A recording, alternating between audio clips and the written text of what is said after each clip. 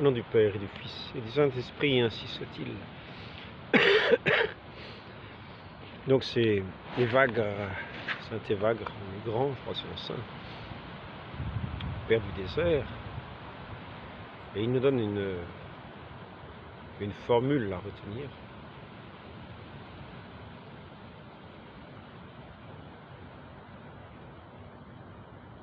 Sois le gardien de la porte de ton cœur.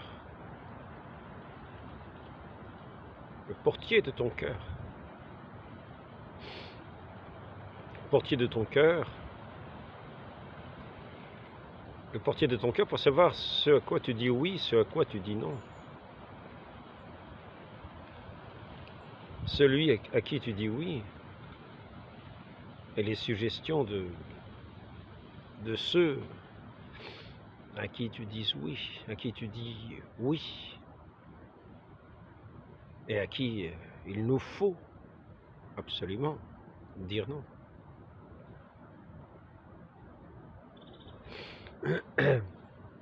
Ainsi, il nous faut laisser entrer dans notre cœur celui qui est la lumière de nos cœurs.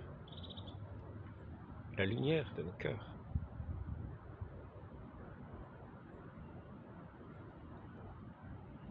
Et nous connaissons d'une certaine manière les fruits de celui qui est la lumière de nos cœurs.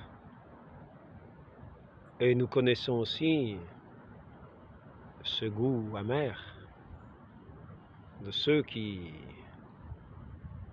viennent suggérer quelquefois à nos cœurs qu'ils y seraient les bienvenus, qu'on le laisserait si facilement entrer,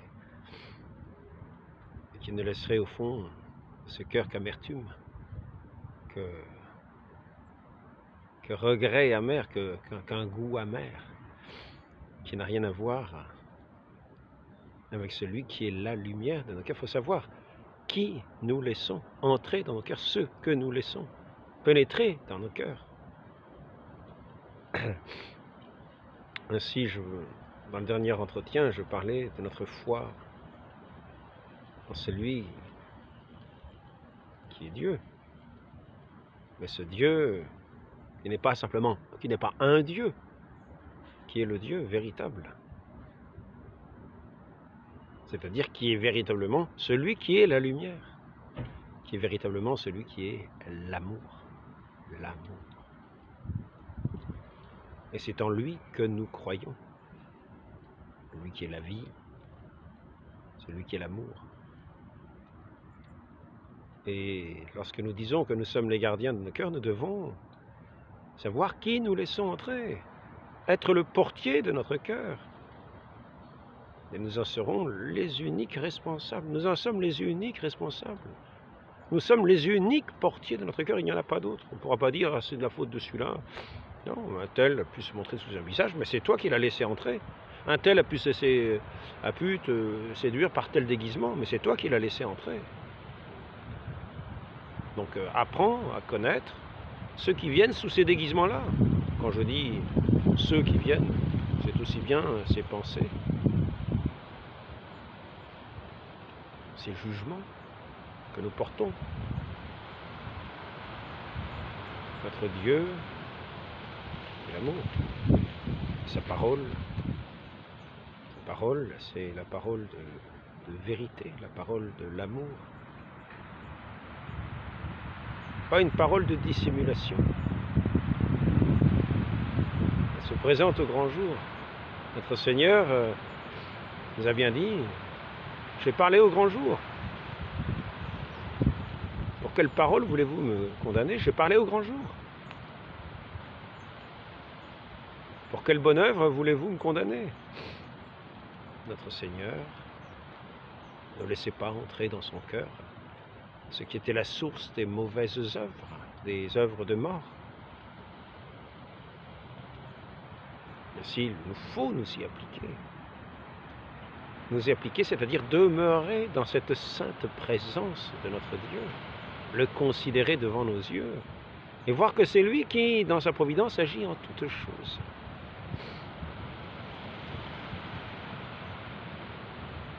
Et que c'est à lui qu'il nous faut répondre, et que c'est lui qui est l'hôte de nos cœurs.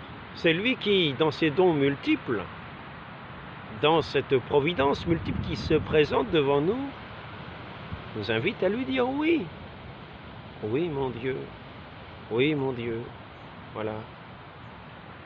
Je suis devant telle difficulté. Je suis avec telle douleur. Tout ce qui me vient de votre divine providence, me vient de votre main, de la main de votre amour.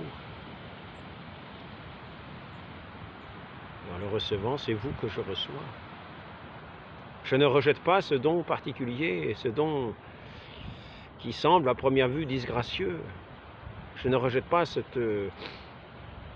don que vous me faites d'une façon qui peut sembler si peu appétissante, si peu agréable au palais, si peu qui a une forme méprisable plutôt. Non pas méprisable, mais qui a une forme pour attirer plutôt l'objet de notre mépris que l'objet de notre contentement. Et cependant, Seigneur, c'est vous qui frappez à la porte de mon cœur dans tous les biens de votre providence. Vous m'avez mis telle personne sur mon chemin et je dois l'accueillir comme venant, comme étant envoyé de votre propre main. Non pas pour faire le péché, bien sûr, au contraire.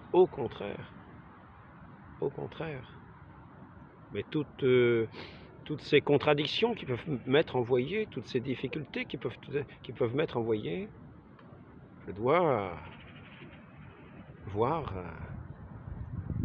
que c'est de votre main qu'elles me sont envoyées pour mon bien, pour exercer, par exemple, ma patience.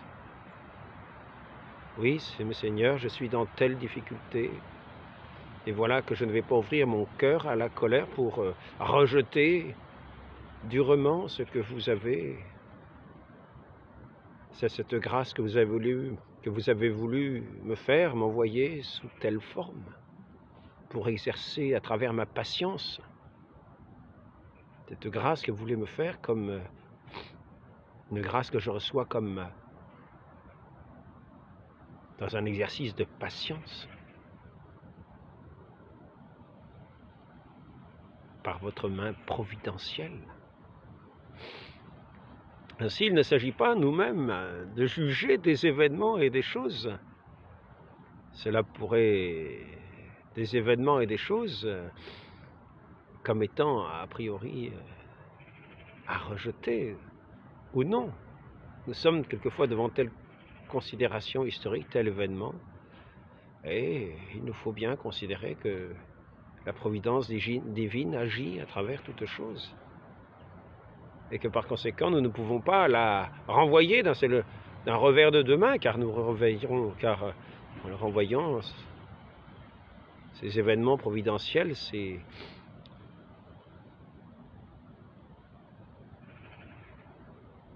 petites difficultés, quelquefois, que la providence nous fait recevoir, en les rejetant d'un revers de main, c'est quelquefois le bon Dieu que nous renvoyons, que nous méprisons, et nous ne recevons pas sa grâce à travers tous ces événements par lesquels il veut nous combler de ses grâces.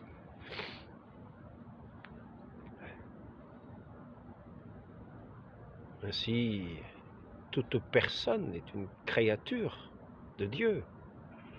Nous pouvons très bien voir un bandit devant nous. La personne la plus détestable dans ses actes, dans ses manières d'agir. Et cependant, cette personne est une créature du bon Dieu.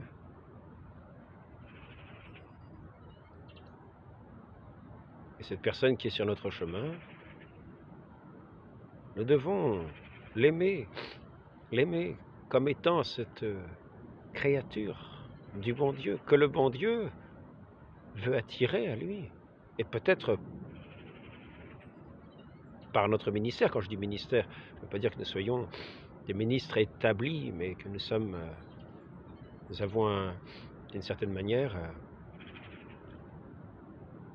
en tant que chrétiens, la mission d'agir en chrétien et de recevoir celui que Dieu nous envoie avec ce regard de Dieu, que cette personne apparemment a rejeté sur toutes ses routes, mais qui montre une telle dureté dans son visage, une telle...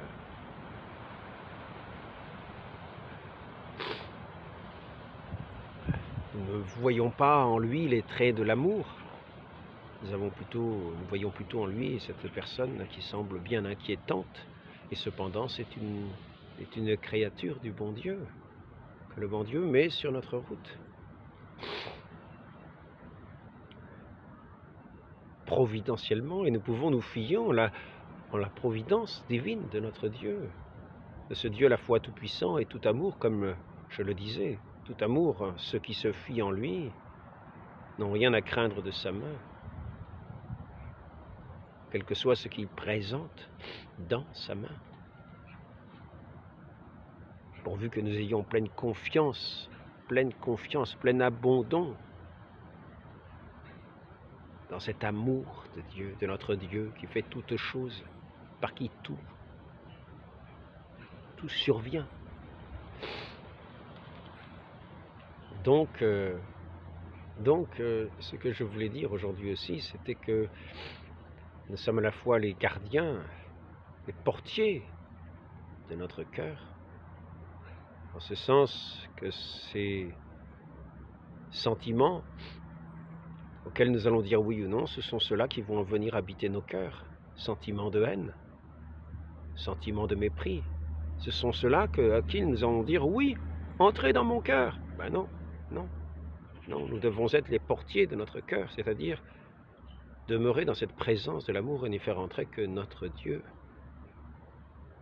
qui se rend d'une certaine manière présent à travers le prochain, que nous devons aimer comme nous aimons le bon Dieu qui nous l'envoie.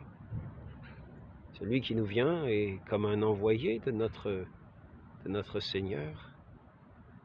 Et c'est là que nous allons être éprouvés, savoir si nous le recevons avec foi, avec amour, dans la confiance en notre Dieu, quel que soit le visage de celui qui vient. Maintenant, non, bien sûr, il y a bien des prudences humaines qui peuvent venir contrecarrer notre foi toute divine dans cette sainte providence de Dieu. Des prudences toutes humaines qui ont aussi leur raison d'être, que la raison nous a appris souvent à garder. Prudence humaine qui fait qu'on ne va pas ouvrir sa porte au premier venu.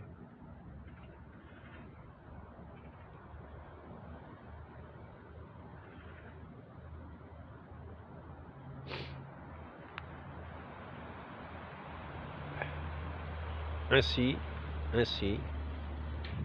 nous pouvons avoir en nous cette lutte entre cette prudence humaine et cette confiance en cet abondant, en la providence de celui qui vient frapper notre porte.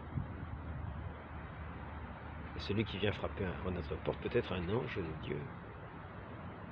Et celui à qui par prudence nous dirions « Oh non, je ne vous connais pas, passez votre chemin », serait peut-être celui qui, le bon Dieu, nous envoie comme étant notre remède,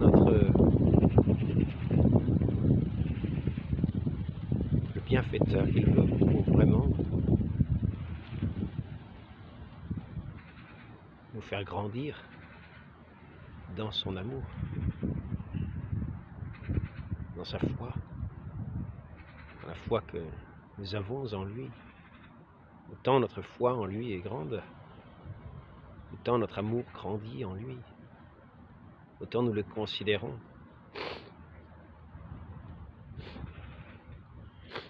Et autant il agit en nous.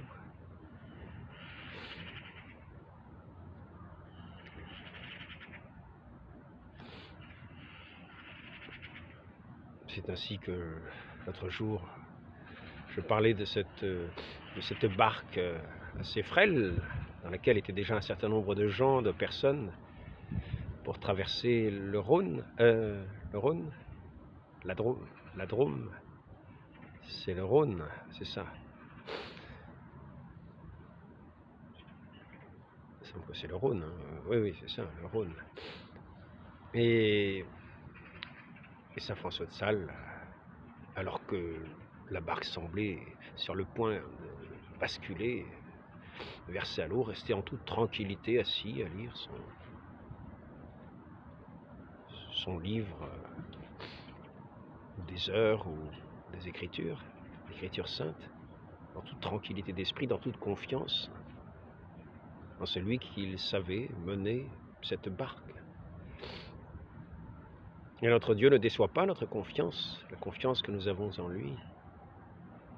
C'est là le royaume de Dieu, le royaume de cet abandon, cette confiance en notre Dieu. C'est là son royaume en nos cœurs. Nous avons confiance en lui.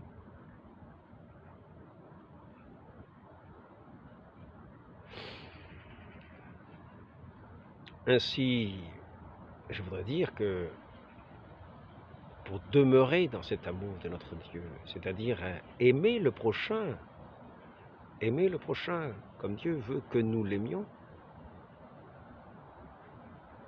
nous ne pouvons pas nous permettre de juger à la place de Dieu, c'est-à-dire de donner une forme à une personne qui le rend inaccessible à l'amour.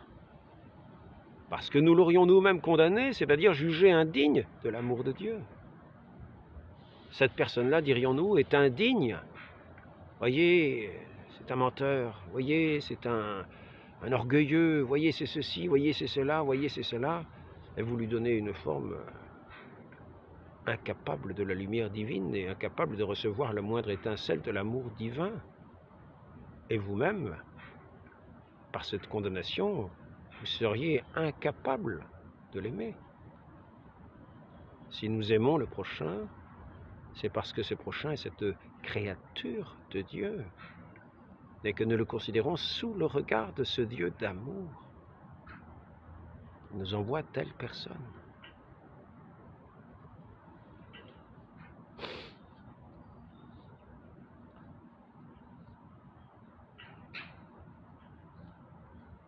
Lorsque nous jugeons, nous prenons effectivement la place de Dieu qui dira « Ah, celui-là, il n'est pas digne de mon amour. Ah, celui-là, il n'est pas digne de mon amour. » Nous l'enfermons dans un jugement, c'est-à-dire dans une espèce de coupe sans lumière. Et nous devenons incapables de l'aimer.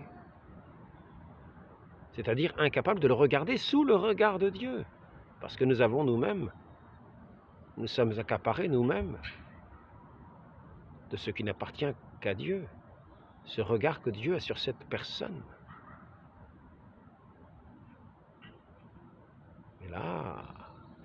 Et là, nous nous rendons compte que ce faisant, ce que nous laissons entrer dans notre cœur, c'est le jugement. Non pas le jugement selon Dieu, mais le jugement des œuvres divines, le jugement de Dieu lui-même, qui nous avait envoyé telle personne que nous avons déjà préjugée, condamnée, par notre regard scrutateur, notre regard aveugle, notre regard qui regarde les apparences humaines, les apparences de ce monde, mais non pas le cœur de Dieu comme étant celui qui est sa vie, son Dieu, son tout, unique, adorable, dont nous sommes le serviteur, à travers tous ces humbles qu'il nous envoie. Donc, faisons très attention. Faisons très attention. Nous sommes les portiers de nos cœurs. Cela ne veut pas dire qu'il ne faut pas faire entrer les gens. Cela veut dire qu'il faut éviter de faire entrer dans ce cœur tous ces jugements qui ne nous appartiennent pas, toutes ces amertumes.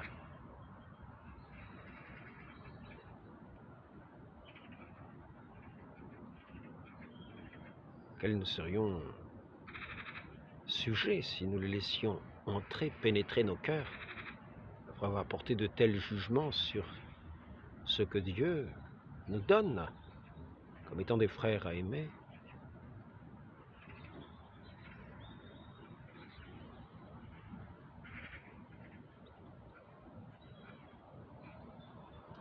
Considérons ce que saint François considérait, nos frères moucherons qui volettent un peu partout, tout autour.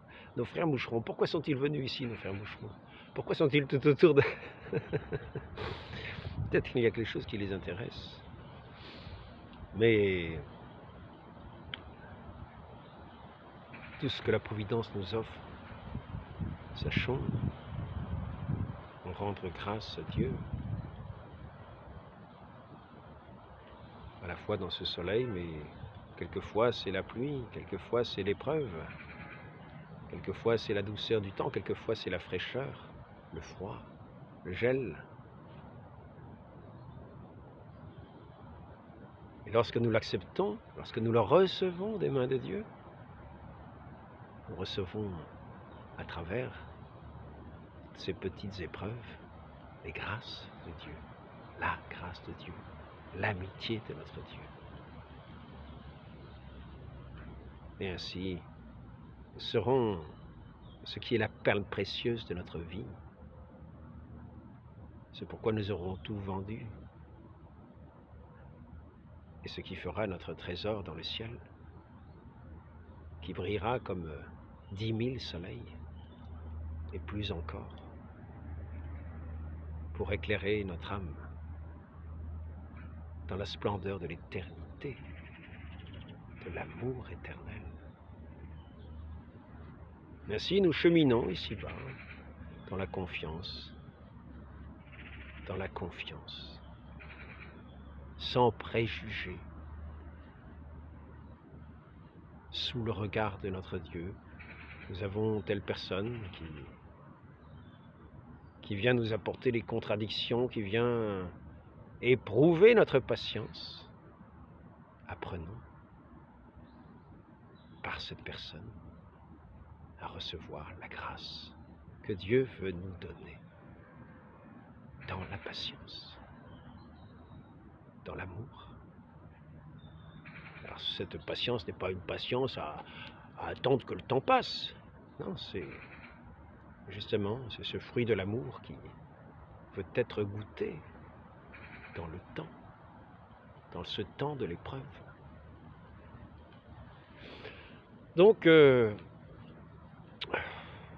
ne sais pas si cette parole peut avoir une utilité. En tout cas, si cela conduit à une réflexion, rendons grâce à Dieu. Cela peut aussi nous permettre d'être davantage les gardiens vigilants, les portiers vigilants de nos cœurs, de notre cœur. Et nous sommes l'unique gardien de notre cœur par la grâce de Dieu. Demandons à voir ce regard suffisamment clair pour savoir à qui la porte est ouverte et à qui nous refermons la porte. Car il y a des pensées qui nous sont suggérées par d'autres que le bon Dieu. À cela, il faut savoir fermer la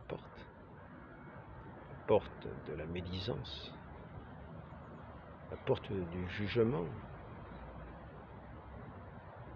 la porte de cette condamnation qui, d'une certaine manière, nous condamne,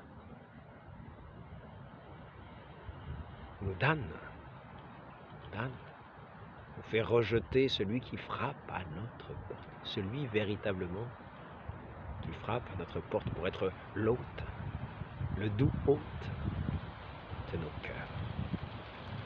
Celui qui garde ma parole, c'est celui-là qui m'aime. Celui qui garde ma parole, il garde ma parole dans toutes les épreuves de sa vie.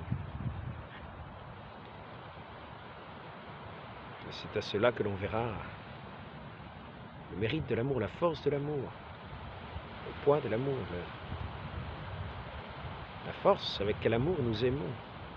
dans cette patience.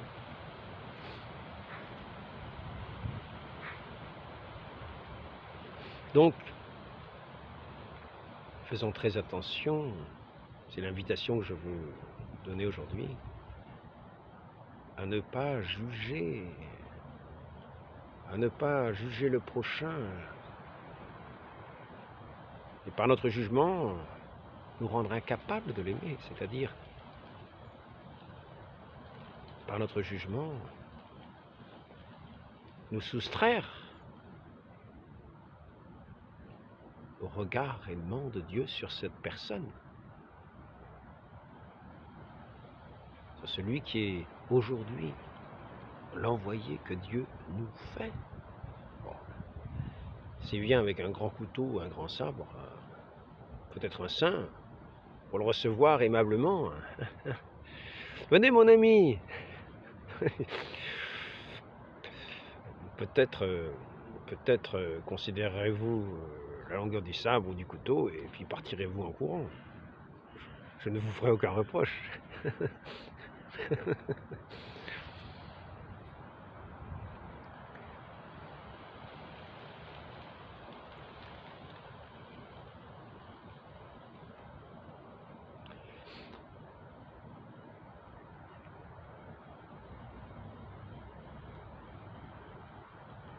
Donc aujourd'hui, cette journée à la fois claire et ensoleillée, eh bien, je voudrais surtout inviter à ne pas mépriser le don que Dieu nous fait de sa présence à travers toute sa création, sous toutes les formes que sa providence, sous toutes les formes de sa providence, dans lequel notre Dieu veut nous parler. Soyons disposés à le recevoir. Veillons, sachons répondre en étant ce portier de nos cœurs qui ne donnera pas accès à son cœur à la mauvaise parole, à la malédiction, mais bien plutôt à la bénédiction. C'est le regard bienveillant de notre Dieu. Demandons cette grâce à la très sainte Vierge Marie, qui était la servante du Seigneur, qui méditait toutes les actions de son Fils dans son cœur. Demeurez dans cette paix, ainsi soit-il. Au nom du Père et du Fils et du Saint-Esprit, ainsi soit-il.